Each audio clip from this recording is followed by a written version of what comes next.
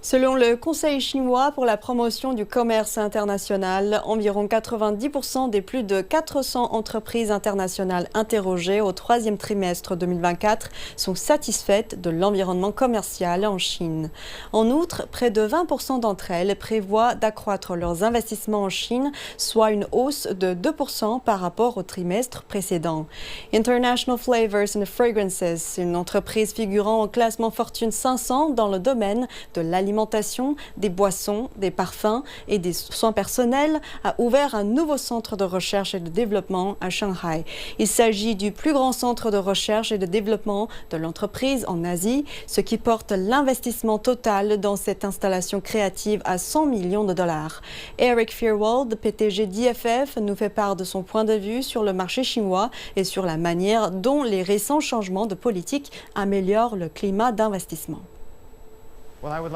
J'aimerais que la croissance du marché chinois se poursuive et je pense que les récentes mesures de relance et tous les autres efforts permettront d'y parvenir.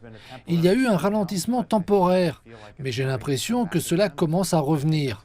Je pense que c'est très positif. Et je m'attends à ce qu'à mesure que nous nous développons en Chine et que nous faisons davantage en Chine pour d'autres pays, nous développions nos capacités en Chine. Nous disposons aujourd'hui en Chine de 6 sites de production de classe mondiale qui servent le marché chinois, mais aussi certains sites destinés à l'exportation.